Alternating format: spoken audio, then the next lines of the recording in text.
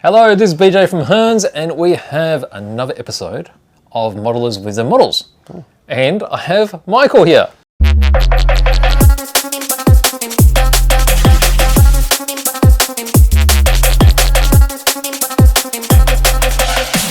Hello, Michael. Hi, BJ. How you going? Good. Thank you for having me back again. You're welcome. Well, you do have some very interesting work. Yeah. And it's all about your toy and toy customs, particularly That's right. Transformers. I have a definite love for Transformers. You do. Yes. Yeah. You do. Yeah. All right. So what do we have here? This is a custom model of a character called Thunderwing. Right. He's a Decepticon, one of the bad guys. Originally, he was released. The character was released as under the Pretenders line, Transformers Pretenders line, in 1989, he's had a couple of modern updates, but they tended to be fairly small. And I wanted one that was a little bit bigger and beefier. Right.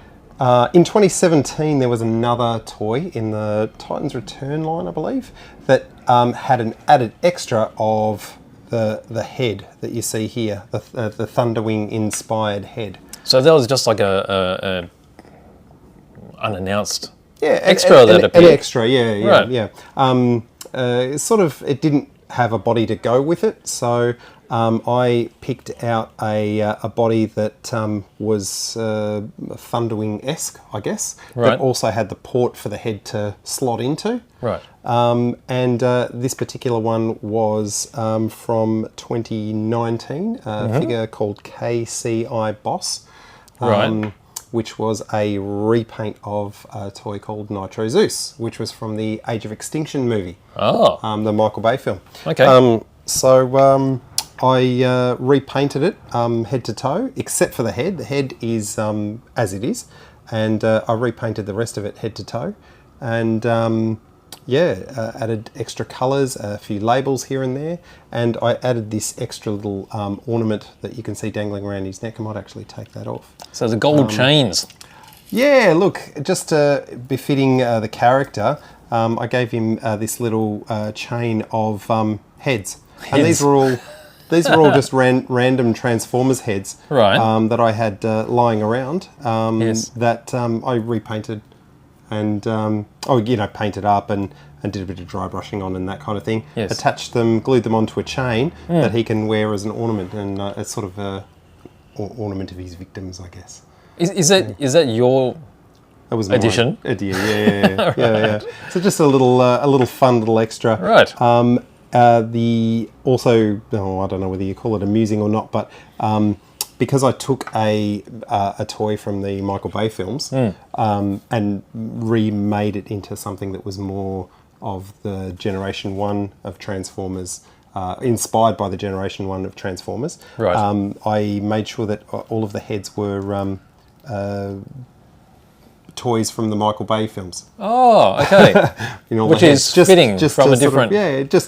a little bit of, not really commentary, I guess, but just a bit of fun. We can see how the aesthetic is quite different, isn't it? It is, yeah. From the G1-esque head has got like a face. It's a stylized face, but it's a face nonetheless. Whereas Yes. a lot of these, they kind of look scary and monstrous, and like they're wearing masks, right? Yeah. Quite a bit. So Right. yeah, Okay. there is a different aesthetic between different generations of Transformers toys and in Transformers fiction. So, yeah. So with this custom, is it like you've done with your previous ones, where you totally dismantle and then totally repaint? Absolutely, yeah. Head to toe dismantling. This one took a little bit of more work because there was some parts of it that weren't able to be easily dismantled, which made it kind of difficult. It means a lot more masking, right, and that kind of thing. And there was a few more details, getting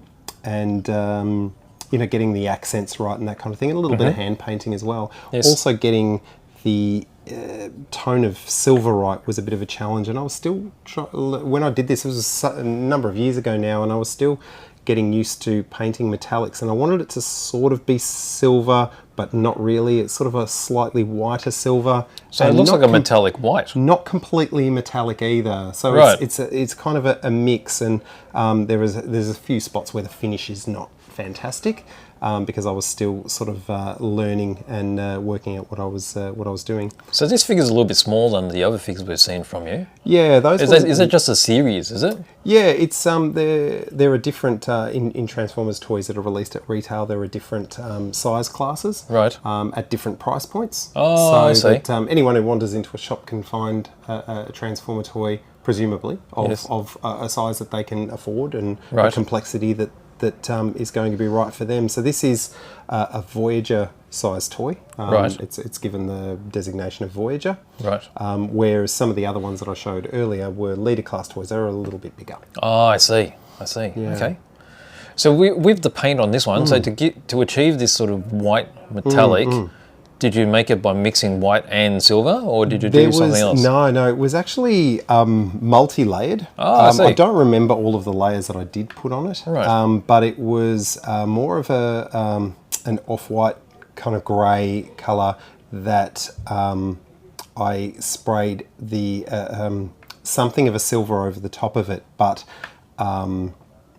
very, very fine layer. An incredibly fine layer. Almost to like give it looks like an oxidized silver, yeah, like a white oxidized silver. Yeah. It was done quite on purpose because I didn't want it to be silver, but I Right. didn't want it to be just that pure white. Even Yes. though there is a little bit of pure white there on the head itself. Right. But I wanted it to, have more of that kind of robot look. There's quite a lot of mechanical kind of detail in the sculpt of the plastic as well, particularly is, on the isn't legs it? here. That's quite organic seeing. Yeah, that's right. And there is a very definite aesthetic to a lot of the movie toys, the live-action movie Right. toys. So I wanted to respect that, and also on the chest here, you see a lot of the detail there. So I wanted to respect that a little bit by giving it that metallic look and not just like a flat colour, just a flat, straight, opaque colour. Wanted to do something a little different. No, it definitely looks good. Yeah. So is this one of your earlier works? How long have you been customizing toys now? Oh gosh, it has been a while. It started off actually with Transformers. Right. I reckon I would have started I think it was roughly about 14, 15 years ago, probably. Okay, quite a while ago. Actually, might have been a little bit longer. But it started off very small. Right. So, sometimes it was just like panel lining a toy that I had to make it a little bit more impactful visually. And then it was like doing a few touch-ups here and there. And then it just sort of, it grew and grew and grew until I'm doing head-to-toe repaints and adding accessories. Yeah, gold chains. Which is kind of where I'm at now.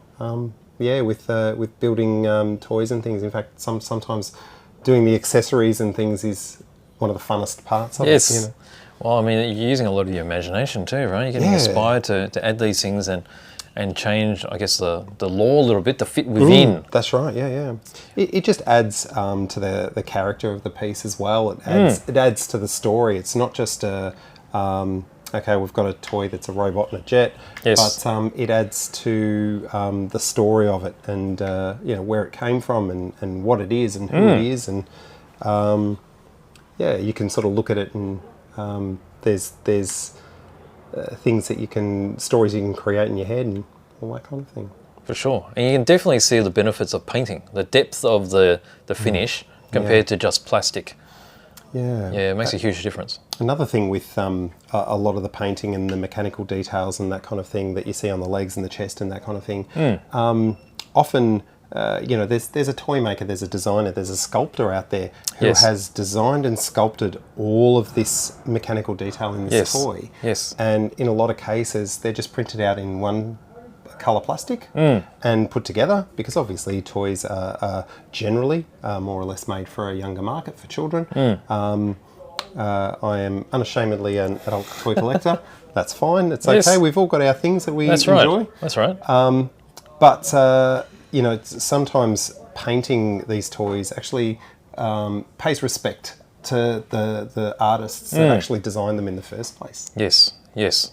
highlighting or showcasing all that detail. Yeah, exactly right. Yeah. So predominantly this will be masked and airbrushed. There's some parts which are brushed. Yes, some parts that are hand brushed. Yeah, some Yes. some of those mechanical details and that kind of thing are hand brushed. I couldn't do the whole thing with an airbrush with some of the detail that's in that, but yeah, it was a good, fun little project, and one that sits on my shelf at home. Yes, very nice. Well, it is definitely a movement in toy customizing. It's huge. Yeah, very much so. Yeah. Yeah. There's lots of Facebook groups, and on some of the fan sites and that kind of thing, they've got dedicated sections that are relating to customizing of Transformers toys, and particularly like what I've done here, which is taking a toy that's been released and changing it from one character to a different character. Yes.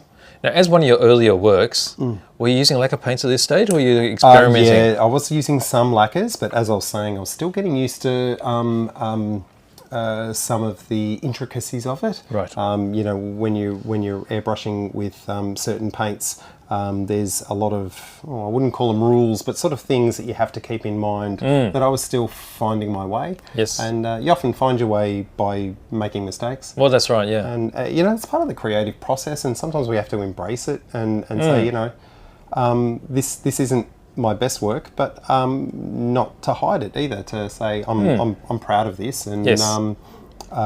it's if I didn't take this step, I might not have been able to take whatever step came afterwards. Yeah, certainly. Yeah, I agree with that, for sure. No, very nice. There we go. Thanks for joining us. No worries. That is Transformers Thunderwing. Thunderwing. Yeah. Custom Thunderwing with all the heads. There you go. Bit sort of samurai action, isn't it? They used to keep heads, and I guess, you know, medieval-y type. Yeah. Yeah, very cool. All right, so there is another episode of Modelers with Their Models. If you'd like to join us in this series, please leave a comment below and we'll get in touch. If you like this episode, please give us a like, and if you have any questions, please put them in the comments, and also think about subscribing. We've got a lot of great content. So thanks, Michael. Thanks for coming in. again, BJ. You're welcome. And thank you for joining us.